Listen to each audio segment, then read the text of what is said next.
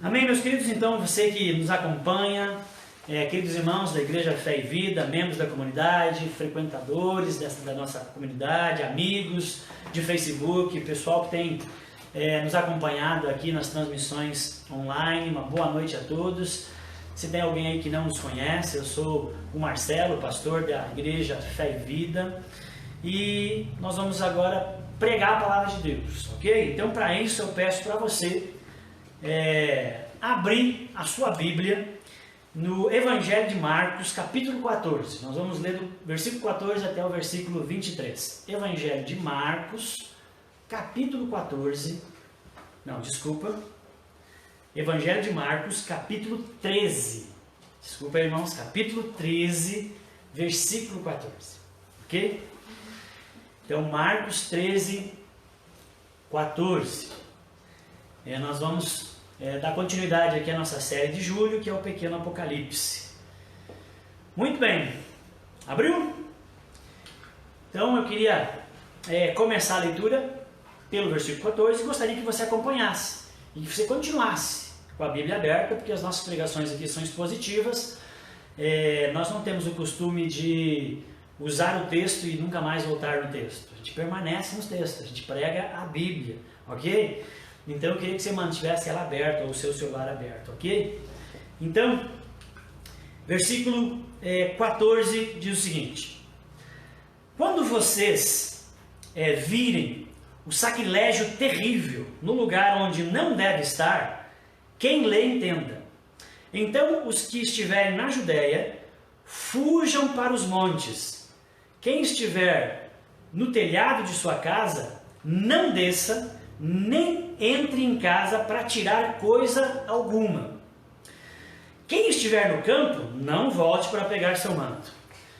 Como serão terríveis aqueles dias para as grávidas e para as que estiverem amamentando. Orem para que essas coisas não aconteçam no inverno, porque aqueles serão dias de tribulação como nunca houve desde que Deus criou o mundo até agora, nem jamais haverá. Se o Senhor não tivesse abreviado tais dias, ninguém sobreviveria. Mas por causa dos eleitos, por Ele escolhidos, Ele os abreviou. Se então alguém disser: vejam, aqui está o Cristo, ou vejam, ali está Ele, não acreditem, pois aparecerão falsos cristos e falsos profetas, que realizarão sinais e maravilhas, para que, se possível, enganar os eleitos. Por isso, fiquem atentos, avisei-os de tudo antecipadamente. Então, queridos, esse texto aqui é o texto que nós vamos expor nessa noite, Marcos capítulo 13, do versículo 14 ao 23. Semana passada nós começamos a expor aqui nas transmissões online, por dizer, eu diria aqui na nossa igreja, né? Mas é como está sendo agora, e é a igreja mesmo. Então, semana passada nós começamos a expor o capítulo 13 do Evangelho de Marcos. E como esse capítulo aqui, o capítulo 13, tem um teor, todo o capítulo 13 tem um teor futurístico e diz respeito às últimas coisas ou ao fim dos tempos, então nós resolvemos chamar, porque é assim que chamam os teólogos, estudiosos esse capítulo, nós resolvemos chamar essa série de julho, que está dentro da exposição do Evangelho de Marcos, de um Pequeno Apocalipse. Esse sermão chamado de um Pequeno Apocalipse é o sermão que Jesus fez com seus discípulos no alto do Monte das Oliveiras, quando descansavam, quando ele parou para descansar depois de sair do templo e fazer toda a subida do monte. Então, lá em cima, no monte, eles pararam, e a visão que eles tinham diante deles era a cidade de Jerusalém e as construções belíssimas do majestoso templo de Jerusalém, à distância. É uma visão linda mesmo, né? Muito linda. Deus me permitiu visitar e é magnífico. E esse sermão, realizado por Jesus, ele partiu, ele teve início a partir de uma observação feita por um dos discípulos de Jesus ao saírem do templo, naquele dia, no fim da terça-feira Santa, é a última semana da vida e do ministério de Jesus, é o que nós estamos estudando. Então, no fim daquele dia, quando eles saíram do templo e eles iam pernoitar em Betânia, então um dos discípulos de Jesus fez umas observações a respeito do templo. Está no capítulo 13, versículo 1. O que o discípulo disse? Ali, diante do templo, ele falou: mestre, que pedras, que blocos, né? Que construções majestosas, magníficas. Tu não acha, Jesus? Né? E o que Jesus responde, diante dessa exclamação do discípulo, no versículo 2, Jesus diz: estão vendo, só que agora Jesus não fala mais só para o discípulo que fez a exclamação, mas para todos os seus discípulos. Estão vendo essas construções magníficas? Não ficará pedra sobre pedra. Jesus dá essa declaração, eles saem e sobem o monte. Então lá no alto, lá em cima, quando eles param para descansar, os versículos que estavam intrigados com essa resposta de Jesus vieram até Jesus e perguntaram. Versículo 4, do capítulo 13. Quando, Jesus, quando acontecerá essas coisas? E que sinais terão que antecedem isso? Quando e que sinais haverão? A resposta de Jesus a essas perguntas que os discípulos fizeram lá no alto do monte, a respeito do quando e quais os sinais, a resposta de Jesus, nós vamos encontrar, estão registradas do versículo 5 até o versículo 23 desse mesmo capítulo, capítulo 13. Então ali, Jesus vai responder a eles. Eu falei na pregação passada, se você ouviu e lembra, que dessa resposta e daquilo que Jesus falou a respeito desse sermão apocalíptico, né, desse pequeno apocalipse, aquilo que Jesus falou, nós vimos que uma parte já aconteceu daquilo que Jesus falou. Uma outra parte está acontecendo. E ainda o restante, ou uma outra parte ainda, irá acontecer, ainda não aconteceu. Jesus, em seu discurso profético, lá em cima no monte, com os seus discípulos, falando sobre as últimas coisas, que também está registrado, se você quiser acompanhar, além do Evangelho de Marcos, capítulo 13, você vai encontrar esse discurso também no Evangelho de Mateus, capítulo 24, no Evangelho de Lucas, capítulo 21. Jesus, através desse discurso, ele nos ensina sobre um determinado tempo. Especificamente, ele vai falar sobre um período de tempo que vai desde a sua ressurreição, que ainda não aconteceu, porque a história está acontecendo, Jesus está com seus discípulos, mas ele vai falar de um período de tempo que se iniciaria a partir da sua ressurreição, que ainda está dentro da sua primeira vinda, até o seu retorno, que é a sua segunda vinda. E essa é a promessa. Assim como Jesus veio, ele vai voltar. Então, dentro de uma linha de tempo, tem alguns acontecimentos que precisavam se desenrolar durante esse período, da ressurreição até a segunda vinda de Cristo. E é disso que Jesus vai falar. E é ali que está o quando e os sinais. Então, por analogia, esse período, que é bem dizer, da primeira vinda de Jesus até a sua segunda, esse período nós comparamos com o período da gestação de uma mulher. É um período na gestação de uma mulher, geralmente é assim, né, para todo mundo. É um período de grande expectativa, né? Algo está sendo gerado, é um sonho, é uma alegria. Então é um período de expectativa, mas ao mesmo tempo é um período de transformação. É um período de transformação não só para a gestante, porque o seu corpo está em transformação, mas também é um período de transformação no lar, nos pensamentos, nos sonhos, nos ideais, roupas, mobília. É um período de transformação. É um período de alegres preparativos, podemos dizer.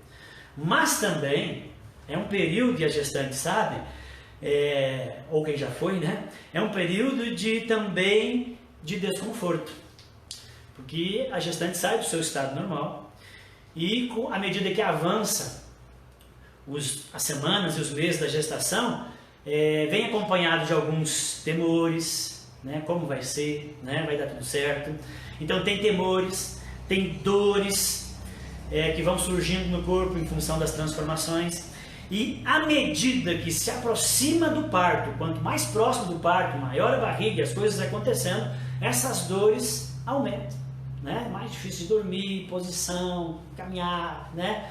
Essas dores aumentam. Então, pensando nessa analogia, o tempo entre a ressurreição de Jesus e a sua segunda vinda, então é como a gestação, é um tempo de espera.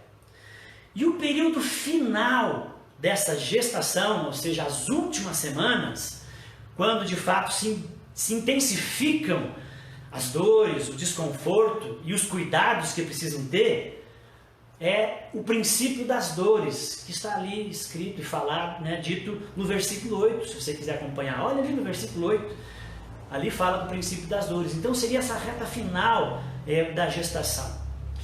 Esse tempo de espera, Jesus então, ele está ensinando aos seus discípulos que esse tempo de espera seria marcado por muitos acontecimentos.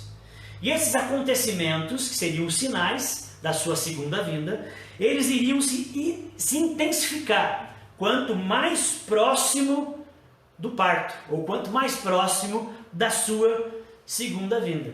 Eles iriam ficar muito mais intensos, esses sinais.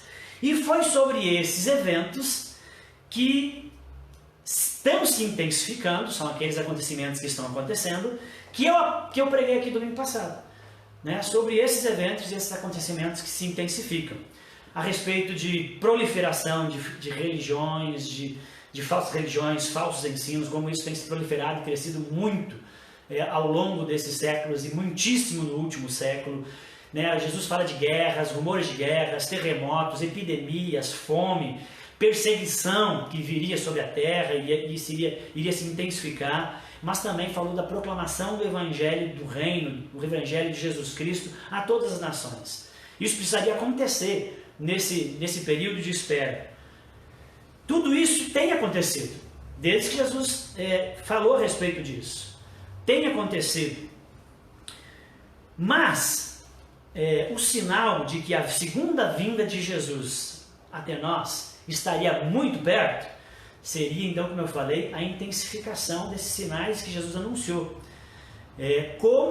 Assim como se intensificam as dores da gestante quando se aproxima do dia do parto. E eu mostrei aqui na pregação passada para vocês, por meio de dados e estatísticas verdadeiras, sérias, de como que gritantemente, do século XX em diante, esses sinais tornaram-se cada vez mais intensos e elevados. Por exemplo, vou falar só de dois aqui porque eu falei vários no domingo passado.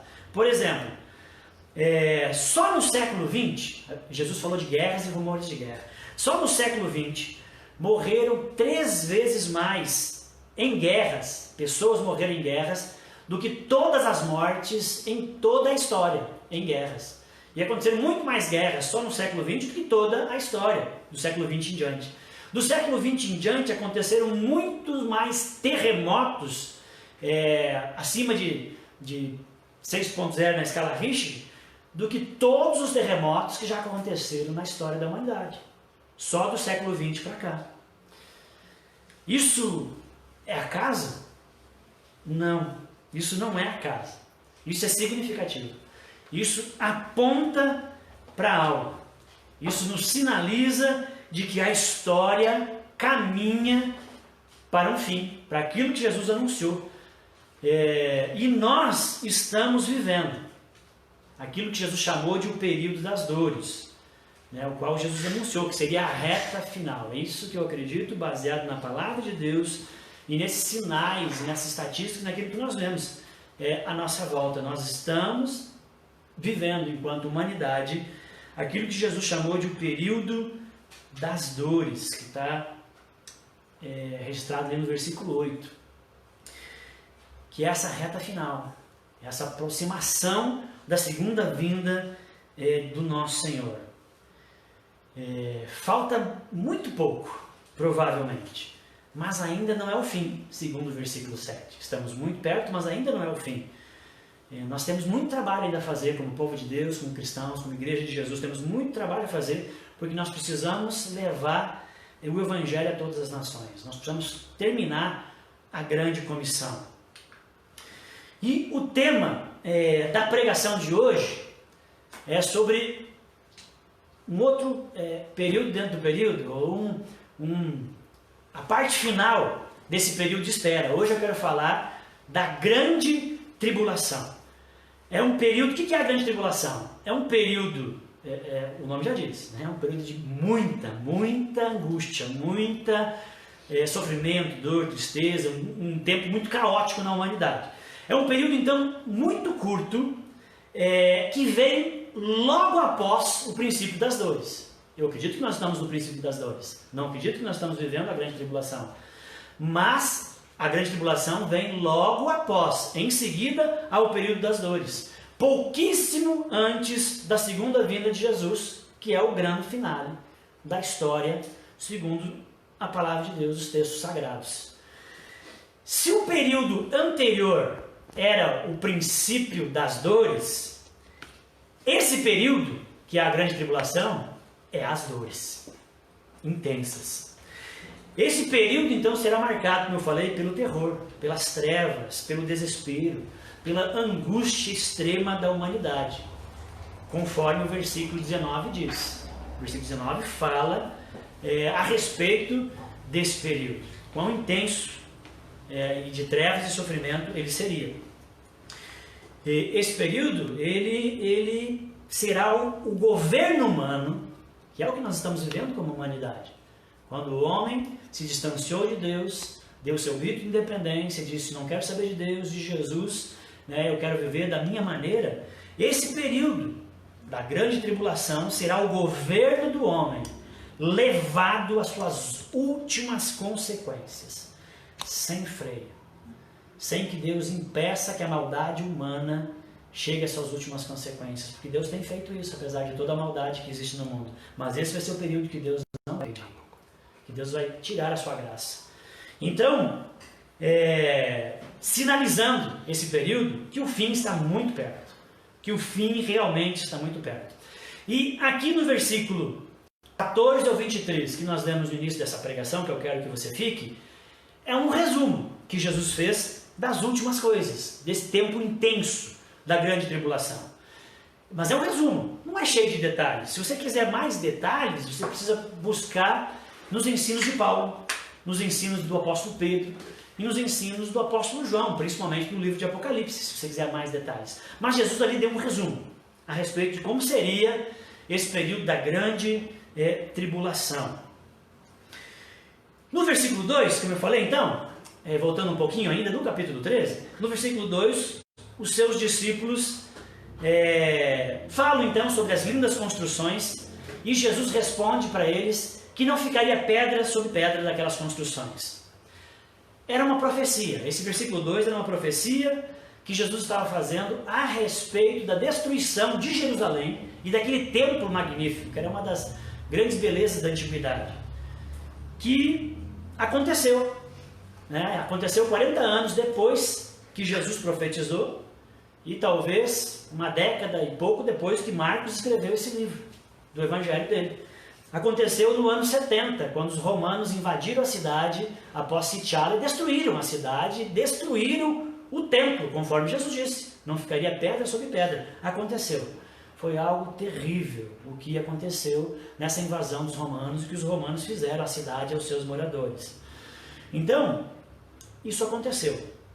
Dos versículos 14 ao 23, eu preciso que você entenda isso, uma boa compreensão das Escrituras, você não fique com dúvida.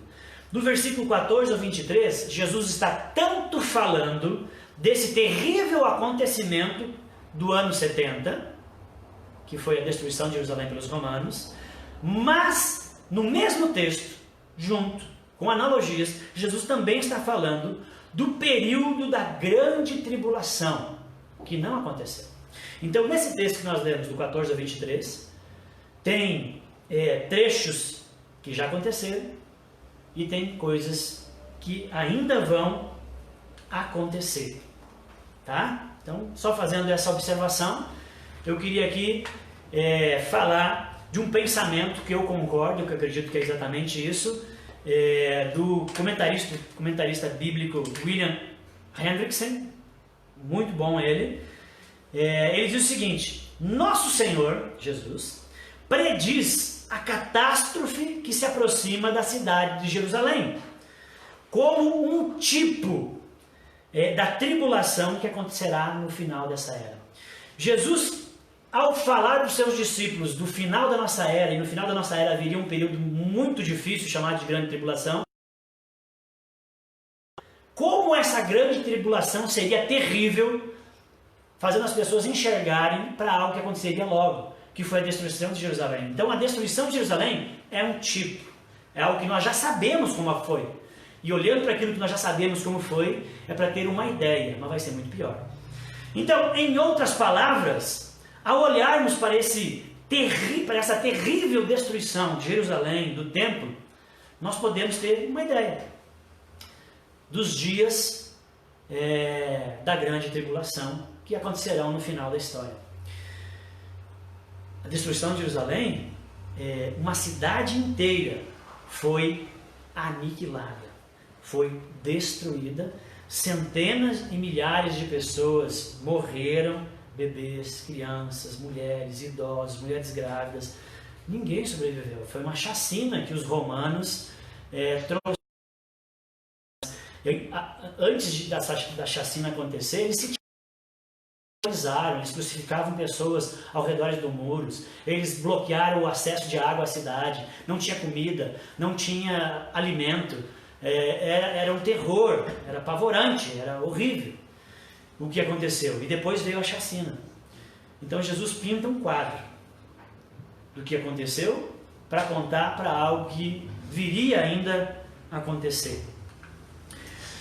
Assim como Jesus avisou os seus discípulos, lá sentado no monte, olhando para a cidade, Jesus está avisando os discípulos, vai acontecer isso com Jerusalém, vai acontecer isso no final dos tempos. Assim como Jesus avisou os discípulos sobre a destruição de Jerusalém, e a gente pode ver bem nitidamente pela narrativa de Lucas, no capítulo 21, versículo 20, onde ele diz que é Jerusalém que vai ser destruído, especificamente. E assim como Jesus avisou, e porque Jesus avisou, os discípulos, os cristãos, escaparam da chacina. Então, assim como Jesus avisou aqueles discípulos e eles escaparam 40 anos depois, ou seus familiares, os cristãos, por causa do ensino de Jesus, Jesus também está nos ensinando e nos avisando para que nós também, de alguma maneira, venhamos a sobreviver ao período terrível da humanidade. Então, o versículo... Desculpa, irmãos. No versículo 14, diz o seguinte: quando vocês virem o sacrilégio terrível no lugar onde não deve estar, fujam, saiam da Judéia, pica a mula, vaza, vão para os montes. O sacrilégio terrível, ou numa outra tradução vai dizer o abominável da desolação, são termos que o profeta Daniel, séculos antes, usou nas suas profecias, especificamente no capítulo 9 de Daniel.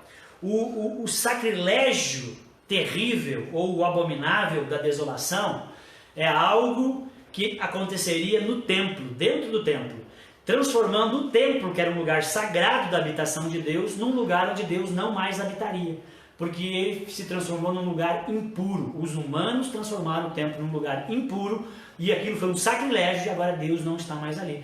Isso aconteceu mas em 168 a.C., quando o Antíoco Epifânio IV, ele colocou uma estátua de Zeus dentro do templo. Ele sacrificou porcos, ele fez coisas que era abominável. Isso já aconteceu na história. Em função do que Antíoco Epifânio fez, aconteceu a revolta dos Macabeus, em função desse sacrilégio terrível que um homem já tinha feito no passado. Mas no ano 70 voltou a acontecer.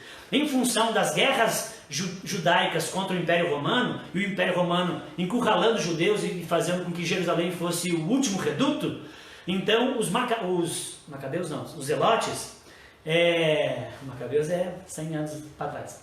Os Zelotes, que movimentavam essas guerrilhas contra os judeus, subiram para Jerusalém, era o último reduto, e eles fizeram do templo o quartel-general. Eles invadiram o templo, pessoas impuras, o santo dos santos, os lugares. Então a presença dos Zelotes e transformar o templo num quartel-general, aquilo era o sacrilégio terrível. O abominável aconteceu. E Jesus disse: quando vocês virem o abominável, o sacrilégio terrível, fujam.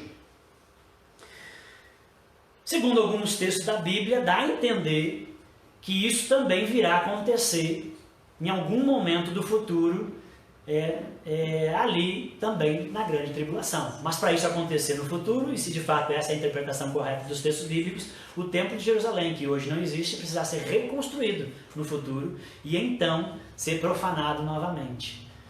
Isso é algo para frente, ok? Mas isso é o sacrilégio terrível, é isso que aconteceu. Aconteceu, né? Os zelotes tornaram o templo um local impuro para a habitação de Deus. E quando virem os exércitos, Lucas 21, 20 diz, então, viu o sacrilégio, viu os exércitos, fujam. Infelizmente, os judeus não fugiram. Eles encheram a cidade e ficaram lá. E pereceram todos, aos milhares. Mas os cristãos, que propagaram esse ensino de Jesus, que foi feito 40 anos antes, depois registrado nos evangelhos, os cristãos sabiam do ensinamento de Jesus e das suas profecias. E do que Jesus falou que aconteceria antes que o mal terrível viesse. E porque eles sabiam das profecias, eles fugiram. Eles se salvaram. Segundo a tradição, eles escaparam. Os cristãos não morreram na chacina romana. Eles saíram de Jerusalém quando viram os sinais.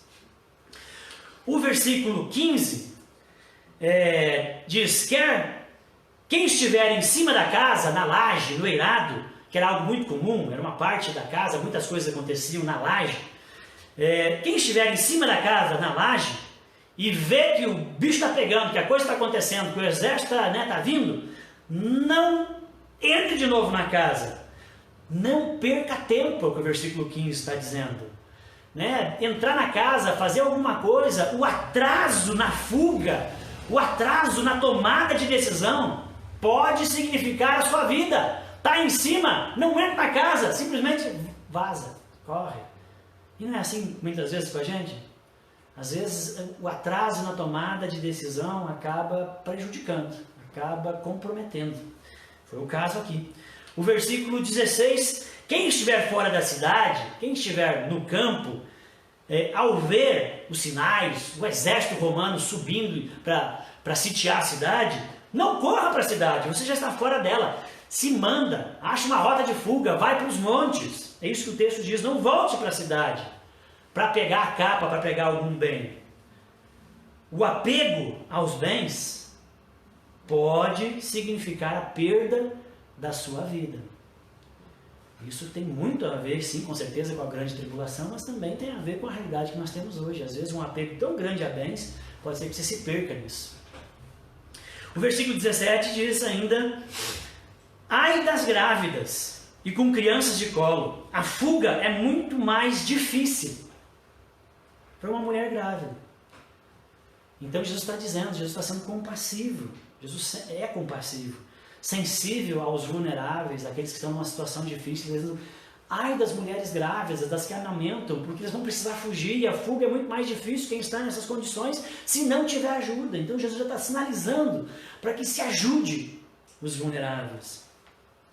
O versículo 18 diz, orem para que essas coisas não aconteçam no inverno. Tanto o que aconteceu em Jerusalém, quanto pensando, talvez, o que significa o inverno para a grande tribulação futura. Orem para que não aconteça no inverno. Mas por quê? Porque no inverno em Israel é o período das chuvas. É um período em que os rios transbordam. E você não vai conseguir passar os rios para fugir. E você vai ser pego pelos exércitos. Além das estradas enlamaçadas, a possibilidade de neve, a fuga se torna muito mais difícil. Orem para que não seja no inverno. Para que não se percam. Então, eu queria que você não perdesse de vista isso, que Jesus está pintando um retrato de algo que já aconteceu para nós, que nós sabemos. Para eles não tinha acontecido ainda, mas iria acontecer 40 anos depois. Mas Jesus está pintando um retrato daquilo que aconteceu e que para nós aponta, é um tipo, uma analogia para algo que ainda irá acontecer. E que não vai ser legal. Os dias da grande tribulação, então o versículo 19 diz, porque aqueles serão dias de tribulação, como nunca houve, desde que Deus criou o mundo até agora, nem jamais haverá. O que os judeus sofreram na invasão romana foi algo que talvez para eles nem nunca passaram. Nem a invasão dos babilônicos e outros povos foi semelhante àquilo que os romanos fizeram. Mas isso, agora nós tomando o exemplo deles, aquilo para eles já não serve para nós, porque Jesus disse que os dias da grande tribulação nunca houve igual na humanidade. Então, esse texto do Evangelho de Marcos nos fala de uma grande tribulação, de dias terríveis, de um grande desespero e sofrimento. E também nos fala o que deveria ser feito nesses dias. Qual o objetivo de Jesus ensinar essas coisas, né, e ter essa doutrina, esse ensino na palavra de Deus? O objetivo está ali bem, né, no versículo 23, que Jesus disse: olha, tudo eu vos tenho avisado, tudo eu tenho dito para vocês. Eu ensinei essas coisas para vocês que ficassem de sobreavisos, espertos, sóbrios, atentos. O objetivo é não sermos pegos de surpresa, não sermos pegos de susto, de calça curta, como diz o ditado. A grande tribulação é um fato irreversível e os sinais apontam que esses dias terríveis podem estar próximos. Vai acontecer. Agora, quando exatamente, nós não sabemos, mas os sinais indicam a sua proximidade.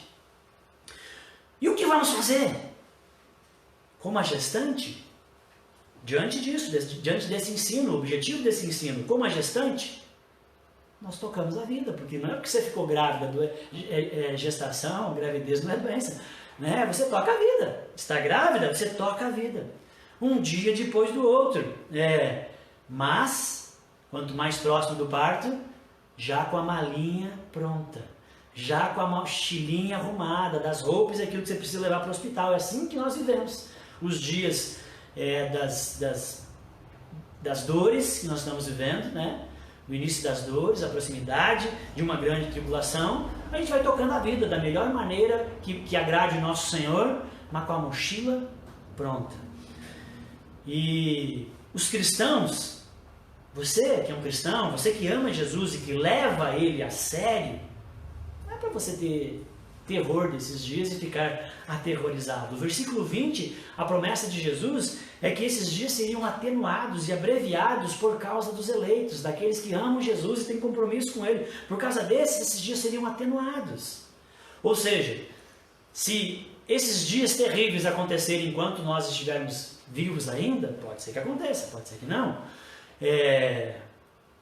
De alguma maneira, nós não vamos sentir todo o peso, toda a dor e toda a angústia desses dias, porque nós temos uma aliança com Deus, porque nós somos deles, e Ele nos protege, Deus luta as nossas lutas. Então o cristão não precisa temer, mas não vai ser fácil, vai ser difícil sim, mas não precisa ser aterrorizado. Tá, ok, Marcelo, ok, pastor, eu entendi essa parada, o negócio, a doutrina aí, do quando vai acontecer, que vai ser difícil, eu entendi. Mas e daí? E daí? Bom, esse texto fala de uma grande tribulação, de algo sem igual na história humana. E deve haver nesse texto ensinos que nos sejam úteis para as tribulações intensas que nós vivemos na nossa vida. Mesmo que sejam tribulações menores se comparado àquela que virá. Mas se Jesus deu princípios e ensinos que servem para aquela tribulação que vai ser imensa, com certeza esses princípios também cabem para as nossas tribulações e angústias do dia a dia e do nosso viver. Eu sei que você que está me ouvindo, eu sei que alguns aqui perderam os seus empregos em função da pandemia e do que está acontecendo, perderam os seus empregos. Outros caiu para quase nada os seus rendimentos. Você é um autônomo e você viu os seus rendimentos cair para quase nada.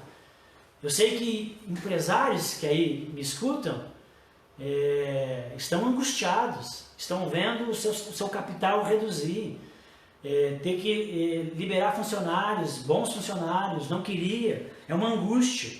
Outros tiveram seus salários não foi despedido, mas o seu salário foi reduzido nas negociações pela metade, para você não perder o emprego. Outros perderam literalmente seus parentes para a doença, para o Covid. Contas atrasadas, credores na cola, incomodando, se desfazendo de bens para quitar as dívidas, pressão, pressão, pressão. Outros estão extremamente abalados emocionalmente por causa da crise, das informações, da seriedade, por ser do grupo de risco, né? Abalados por causa do isolamento longo, né? Tantos dias, vão para 4 meses, a ansiedade e a depressão pegando forte, sufocando, angustiando. Outros em crises no casamento, brigas, discórdias, frieza, separação, os relacionamentos aos frangalhos. E com tudo isso acontecendo, né, a autoestima lá no chão, lá embaixo. Né, crises de fé, existenciais, vocacionais, emocionais. Queridos, o fato é que a vida nossa, desde que se nasce, a vida ela é cheia de tribulações. A vida não é um mar de rosas. A vida já é cheia de tribulações. A vida tem muita coisa boa, mas ela é cheia de tribulações também. Mas o fato é que nós vivemos dias onde elas se intensificaram. Muito. E em diversos sentidos e afetando muitas áreas da nossa vida. E a situação, usando a gíria, a situação está punk. A situação está horrível. E o daí é exatamente isso. Como esse ensino da grande tribulação pode nos ajudar nas tribulações que nós vivemos hoje. Como esses ensinos da grande tribulação me ajudam agora, naquilo que está me afetando, me incomodando, me atrapalhando, me angustiando. Como? Então eu queria dizer para você, a primeira coisa que eu vejo nesse texto, que Jesus nos ensina a respeito de como que esses princípios da grande tribulação podem me ajudar hoje, nos meus dilemas e angústias. O primeiro ponto que eu quero dizer para você é: ore. Ore, meu irmão. Ore, ore, ore. Ore mais. Ore muito. Apegue-se em Deus. Meu querido amigo, meu querido irmão, se Deus, nesse momento de angústia das nossas vidas e daquilo que estamos perdendo e o terror, se Deus não for suficiente para te ajudar, te consolar, te apoiar, te botar para cima, se Deus não for suficiente, acredite, nada mais é. Nada mais é. O versículo 18 diz: orai para que isso não aconteça no inverno. Orai, Jesus está falando da grande tribulação. E ele está falando, orem, orem. Orai para que não aconteça no inverno. Eu vejo Jesus recomendando oração para lidar com tribulação. Oração. E se ele está dizendo, orem para que não aconteça no inverno, ele está dizendo que ele ouve as nossas orações e situações podem mudar, porque senão não faz sentido ele dizer, ore para que não aconteça no inverno, mas não interessa se vocês vão orar ou não, vai acontecer no inverno e pronto. E o fato é que não aconteceu no inverno. A invasão de Jerusalém não aconteceu no inverno. Então você está dizendo, ore, é porque a oração é um meio de graça. É porque a oração é uma maneira de receber os favores de Deus. Então ore.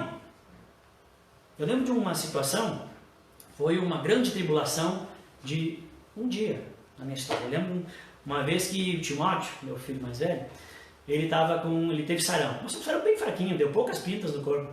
E ele já estava no final de sumir as pintas. Mas no final, quando o sarão estava indo embora, ele teve febre alta e começou a ter muita dor de cabeça. Ele era pequeno, muita dor de cabeça e dor na barriga. E a gente tentou fazer o que dava em casa, remédio, esse passo não passava, ficando muito intenso, e a gente teve que correr. Eu tive que correr para o hospital, porque nós já tínhamos o filho menor e a esposa teve que ficar em casa. E então eu tive que correr com ele para o hospital. E eu fui para o hospital. E aí começaram a revirar o guri do avesso, né? Levantar as hipóteses do que podia ser.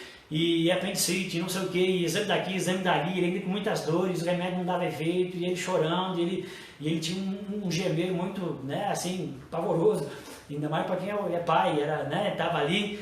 E aí então, né, o médico plantonista lá disse, não, mas ele tem sarampo, e uma das possibilidades, o risco do sarampo, já que é um vírus, e esse vírus tem ido para meninge, então talvez pode ser meningite, por isso as dores fortes na cabeça. Meu Deus, o terror baixou, meu filho tá com meningite.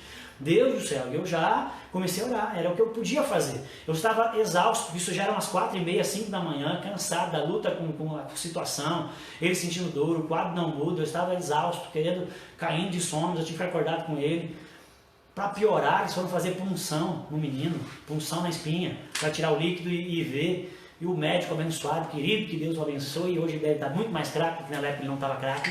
Ele errou, ele ficou meia hora tentando fazer punção e ele errava aquele bicho, aquela agulha gigante na coluna da criança, e cada vez que ele colocava lá, ele sentia dor, ele agonizava. Então, eu orei, era o que eu podia fazer. Eu orei e orei. Acreditando, pedindo para Deus que não fosse um mal pior, que a dor passasse. E graças a Deus, depois de muitas horas de oração, batalha, a dor passou, não era aquelas hipóteses que eles levantaram.